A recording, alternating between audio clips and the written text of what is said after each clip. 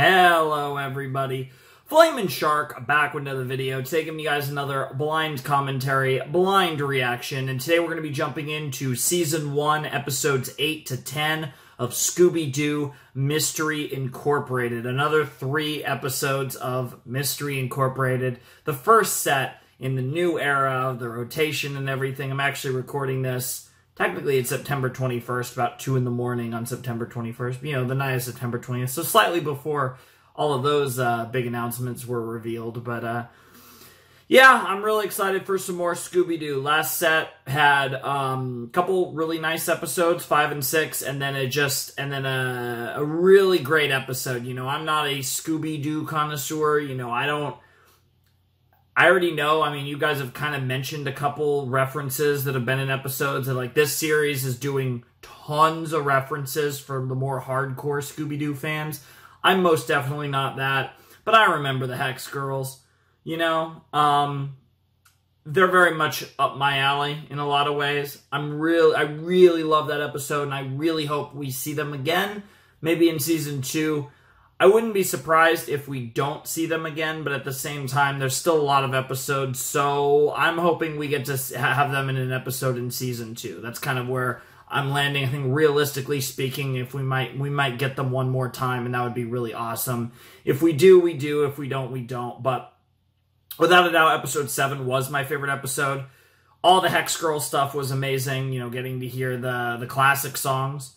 But also the Trap of Love song, Daphne or Crush's song, absolutely fantastic. That was really cool, and just seeing that degree of character development, that basically, like, it feels like we're getting a lot closer to Daphne and Fred being a real couple, and a lot closer to Velma and Shaggy breaking up. I kind of like how we're on these, like, kind of opposite trajectories with our, like, established ships with the main characters. I think that's really cool. I like where that's going. That's been fun. You know, by the end of this set, we will be in double digits, which is exciting, too. We are making some progress in Scooby-Doo. Curious to see where this goes. We had some very interesting... Episode 6 was really interesting as far as Mr. E-related mystery stuff, KEKW. But, you know, the whole thing with Alice was really interesting, and how she was basically just a hired gun by Mr. E to kind of set all this up and kind of essentially lead Mystery Inc. on a wild goose chase to get the yearbook and learn about the OG Mystery Inc. Really good stuff. I'm really enjoying what they're doing with the overarching story. I don't think it's been too... I think, like, there's been a good balance where we've managed to have good, like, kind of episodic Scooby-Doo, but we're consistently getting little updates that further advance a grander story. It feels like there's a strong vision that the creators of this show had in mind, and I really am excited to further explore that. So I'm enjoying the show. It's been really fun. I think it's exceeded expectations overall. You know, I don't know what the peak necessarily could be, but, you know, it's definitely really solid. And and at the rate it's going, I fully expect that this will be a very special series, and certainly a lot more than just a Scooby-Doo series. I think it already has shown that, but I think over time it's really going to prove that. So I'm excited. Let's jump in. This episode is called... What is it called? It's called The Grasp of the Gnome. Oh boy, this literally is a Gravity Falls episode. It's literally the first episode of Gravity Falls all over again. It's ironic, too, because that episode's called Tourist Trapped. And, yeah, in a lot of ways, actually, beyond just the memes of, like, supernatural, or in this case, a lot of not-so-supernatural things happening, there's a lot of similarities between Gravity Falls and Crystal Cove, if we're being honest. But anyways, let's jump into Season 1, Episode 8 of Mystery Incorporated in 3, 2, 1, and play.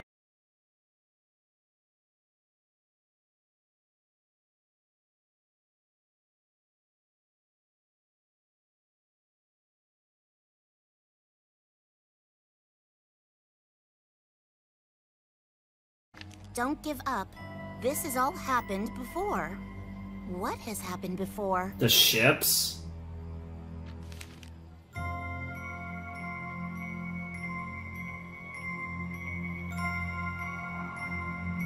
Interesting, and the bird was circled.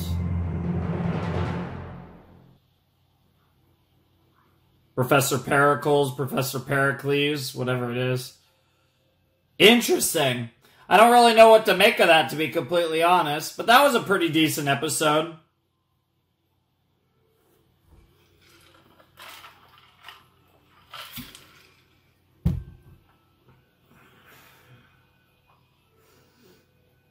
Ooh-doo-doo-doo. I really like that ED. I don't know what it is. It's almost... It's like it's too... I think it's too high and it's too... It's almost hypnotic, but not quite. But it's got a weird sound, but I do like it. Okay, that was episode 8 of Scooby-Doo Mystery Incorporated. And that was a decent episode. Certainly a step down from In Fear of the Phantom, but again, so far, episode 7 was the peak of Mystery Incorporated, in my opinion. I think it'll be a little while before we beat it, but who knows? Who knows? It might be a lot sooner than I think. It might even be in this video, potentially, but episode 8 was pretty good. I did enjoy that one. We were back to a very, I feel like, a much more simplistic mystery, even though I had no idea what the motive was. That was just one of those where it was just like instinctually you kind of just know the plot twist coming. But the actual story was fun. I enjoyed the Renaissance Fair setting was fun. I mean, we didn't do a lot with it, but it was still cool, kind of background noise, and that one guy looked so fucking sad in the background. That was hilarious. I enjoyed that episode. Like I said, I thought that was a pretty good episode, and I'm definitely excited to learn more about the original Mystery Incorporated. That's kind of the big thing going on right now.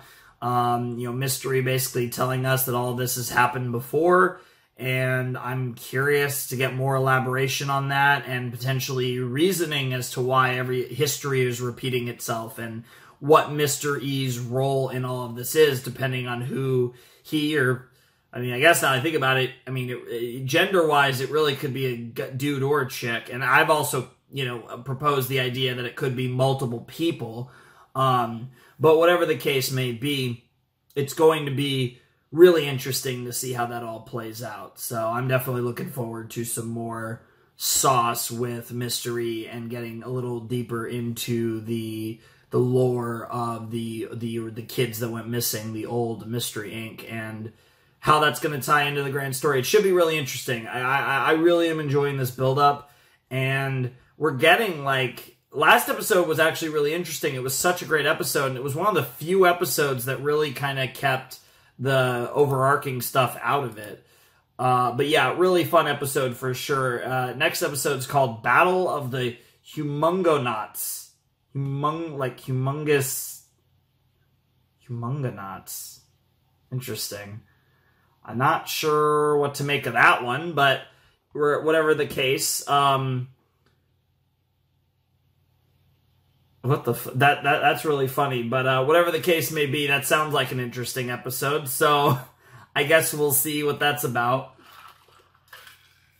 But yeah, we did have another notable thing that happened in this episode was Velma did admit to Daphne that she's been seeing Shaggy. And, kind of confided in Daphne a little bit about her relationship issues with Shaggy. And obviously, they have a relationship that it's sweet, but obviously it's flawed. And, basically every relationship is going to be flawed. It doesn't feel like a relationship that's built to last, though. And I'm really curious how that's going to progress. Like I said, the overarching stories, I have a pretty even amount of investment in the interpersonal relationships and the overarching story. Both of those are kind of like the two main things that carry interest, and then the individual episodic mysteries kind of vary depending on just how I feel about them. Like, some of them I've really liked. Like, I really liked the Alice May one was really good. The Phantom one, so 6 and 7 were actually probably my two favorites. I thought episode 1 had a good one. I liked the Ghost Rig one. That was pretty cool. The Man Crab was ridiculous. Like, some of them are better than others. You guys know my least favorite episode so far has probably been episode 2. But I've been enjoying Mystery Inc. for sure. I think it's been pretty consistently quality, and I think it has enough interesting things going for it that it doesn't have to be all gas, because they're doing a great job from a writing perspective of always giving you something. Every episode, it feels like we get some interesting dynamics between the characters, or we get a little bit of, well, usually pretty much almost every episode, every episode we get interesting character dynamics, and almost every episode we get little nuggets of the overarching story. So I really like that, because it helps kind of lift up some of the weaker episodes, and it only further enhances the stronger ones. So I think that's probably the best thing I could say about Mystery Inc. is it has, it's really made me give a fuck about the Scooby-Doo characters, about Fred, Velma, Daphne, Shaggy, and Scooby, because while I think Shaggy's been the weakest so far, I think there's a case for Velma being the weakest or the best. I think that's a fine line, to be completely honest. But there's definitely, I think, in the case of Shaggy, I haven't, loved him, but I feel like he's mostly been Shaggy, which is pretty fun. So, he's been great because he's been himself. I feel like he's been the least nuanced character, but that's fine. I think we're going to see some of that nuance bleed out deeper into the show. But I think he's fine because he's the fun guy, right? He's Shaggy. He's the guy you want to hang out with. So it works for him. But yeah, that was a fun episode, and I'm looking forward to more, even though I am not necessarily itchy, but just always, it's so fucking hot in here. And I have this fan, that is a lifesaver. Only one problem. You can fucking hear it when it's on. Oh, it feels so good. Oh, that's amazing. But the problem is, it's way too loud. This would save me. But anyways, let's jump into more Scooby-Doo.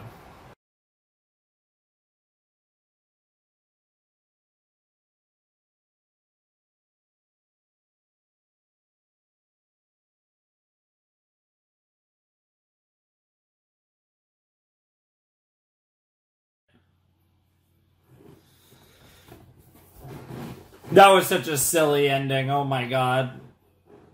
I mean, the fact that they're bringing it up as much as they are, there's no way we're not going to get a resolution to this soon. I actually think there's a good chance next episode we're going to get to a point with that.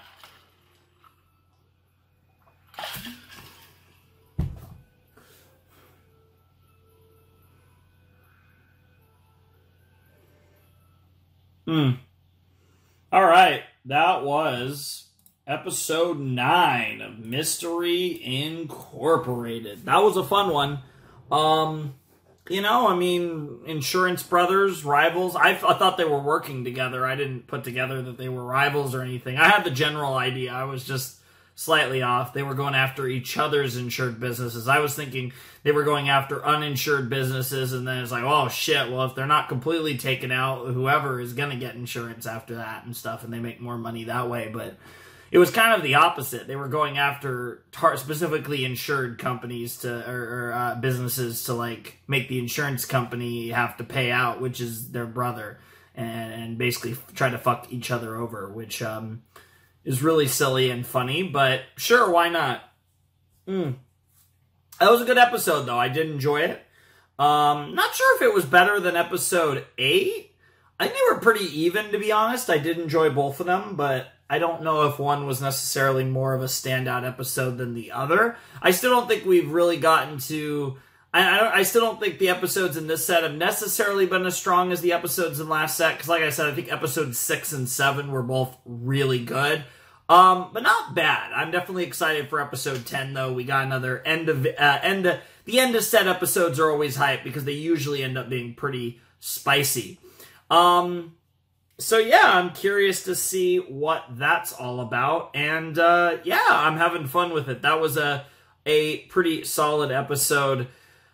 Shaggy's got to make a decision, though, Velma or Scooby. I mean, we know he's going to choose Scooby. I'd be stunned if he chose Velma, and it just wouldn't work out. Because, you know, Scooby and Shaggy are perfect for each other. They're great friends. And Velma and Shaggy aren't, like, that perfect of a fit. Like, they could make it work, probably, if they really wanted to. But, you know, in the end, Shaggy has the right decision to make. And it's obviously to keep doing his thing with Scooby. And, you know, we'll see where that goes in the long run. But that's the decision he's got to make. And hopefully he makes it in the next episode. Hopefully this doesn't drag on too long. That doesn't feel like the type of series, I feel like, that given the amount of... I don't feel like things are going to drag on like that. One, it's only 52 episodes. And don't get me wrong, 52 episodes is a lot of episodes. But we're 9 episodes in, which, again, doesn't sound like a lot. But before you know it, especially since, you know, this is hopefully a new era of me being super consistent, you know, we're getting to a reaction every week or so, you know, we're going to get through this show pretty fast. And before you know it, we're going to be at the end of season 1. And when we get to the end of season 1, we'll be halfway through the show and stuff. So I'm really expecting things to not take too long to progress. I feel like just the way the show has been paced, I feel like we're going to get a conclusion to this Shaggy, Velma, Scooby thing very soon. And now, of course, that doesn't mean that the story's over and there can't be more progressions, that Velma and Shaggy can't get together later in the series, or other things can happen from a relationship dynamic. Like, there's a lot of things they could do with this, but I just think that in the short term, I feel like we're going to get a kind of that moment where he makes a decision between Velma and Scooby soon. And I'm actually kind of hoping it's in the next episode, especially given the way they ended episode 9. It would be really nice that we actually do end up getting that answer in the next episode. But it was a fun one. Again, you know, I have no problem with the mysteries being easy. I get it. You know, I'm into the mystery stuff. I understand the format. And while Scooby-Doo does occasionally go away from its format, it generally has a format that is pretty easy to narrow down, especially in a 22-minute time slot. And that's fine. I'm basically just looking for, like, how fun the overall episode is. And some have been better than others. And to be fair, I haven't figured out every single one. I think there's been 1 or 2 that I didn't see coming. But I don't know. It's definitely been fun. That was a fun episode. Next episode is called Howl of the... It looks like the Fright Hound.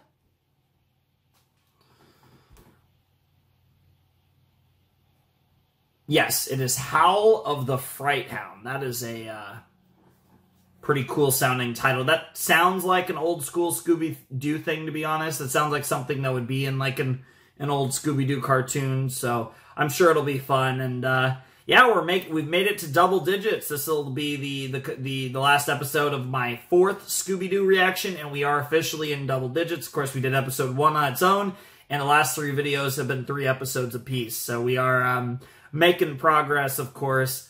Next set, and I might as well mention, next set will actually be our longest video so far, because we have a 4-episode reaction in the next set, so that should be really fun. But I'm definitely looking forward to where we leave off here. This should be a lot of fun. So let's jump in to Season 1, Episode 10 of Scooby-Doo Mystery Incorporated, especially now that they're actually officially called Mystery Incorporated.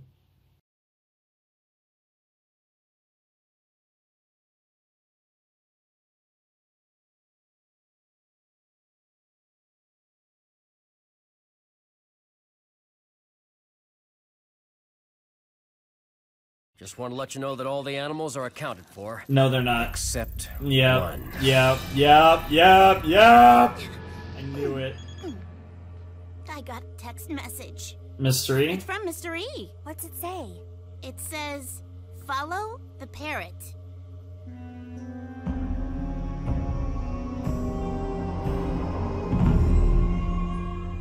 End of episode, baby. Yep.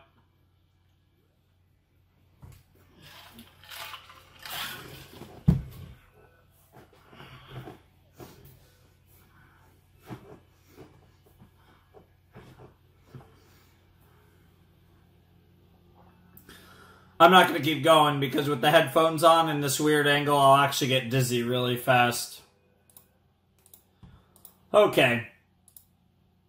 Well, unsurprisingly, we got a spicy episode to end the set. One of the best episodes so far. We actually did solve the mystery. I actually thought this was going to be part of a larger conspiracy. I thought we weren't going to actually get any answers. But so far we didn't go that direction. We've gotten wrong answers once in episode 6, but this one we did solve the mystery as intended, but more importantly, a certain genius parrot, has broken out of fucking pet Arkham. Sure, why not? But probably the one person that actually warranted pet Arkham from the little bit we've seen of Professor. Jesus Christ, every time, they've said his name a bunch of times, and every time I look at it, I don't know if I want to say it Pericles or Pericles. I'm pretty sure it's Pericles. But, he's going to be a problem. But despite the fact that he looks like the most evil pet of the most evil villain from, like, an 80s movie I've ever seen, maybe even older, but like a James Bond villain's pet, I still think that he might not be quite as evil as he appears. I think there's going to be a lot more nuance to that, and I'm curious, like, what his role in the story is going to be, because, you know, we knew the kids were missing, but now we know that there's a parrot out there, and another kind of mastermind type potato out there in addition to Mr. E. I mean, unless Mr. E somehow is Professor Pericles, but that doesn't it's not, I don't want to rule it out completely, but it seems very unlikely given that supposedly Pericles hadn't spoken in years up until that moment where he got to meet the new Mystery Incorporated. But even the fact that he's aware of them is interesting to say the least. So there's a lot going on here. Very curious to see how it all comes together in the later episodes, but so far we're slowly, not even necessarily putting the pieces together, but we're putting the pieces on the board. And I think that's primarily what Season 1 is all about, putting the pieces on the board, whereas Season 2 will likely be more about putting the pieces together. But, yeah, I mean, it's kind of unfair, but I think it goes without saying that was the best episode of the set, and one of the best episodes so far. I really enjoyed the actual robot. Like, he was really menacing, it really felt like a killer. Like, that Scooby robot was a menace, and it was coming for that booty, and it wasn't any specific, well, I guess it was, but it was coming for that booty. It was fucking shit up, and I really enjoyed it. I thought that was really cool, just how savage it was, and, yeah, I mean, there's really not a whole lot else to say there. I thought that was really cool.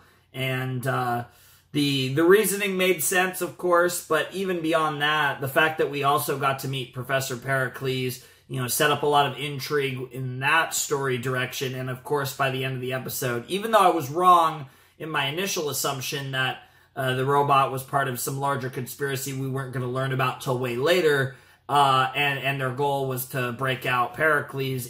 In the end, Pericles got out anyways, so while I was wrong in my theory, I was correct in my end result that we were going to get that. So it's going to be interesting to see what that fucking parrot does moving forward. I'm definitely excited to see more of him, and I'm excited in general to see where the fuck all of this goes, because they got a lot of pieces in the puzzle, and I get the feeling we're only going to be adding more pieces in the coming sets, in the coming videos. So it's going to be really interesting to see how that all shakes out. But as far as this video goes, episode 10 was definitely the coolest. It had the coolest monster by a mile. I mean, honestly, I think as far as like monster, robot, whatever, I think the Fright Hound, the Scooby robot was honestly probably the most interesting and cool monster that we've seen in the entire show so far. That was really badass, and how it played into the story was really cool.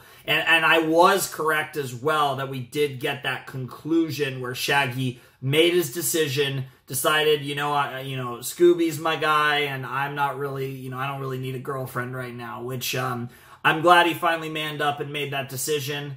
And now Velma's heartbroken. I'll be curious to see where we go from that perspective, if there's any chance that we get any love interest for Velma that isn't a traditional Scooby-Doo character. Because, you know, I think Fred and Daphne, I feel very confident is going to happen at some point.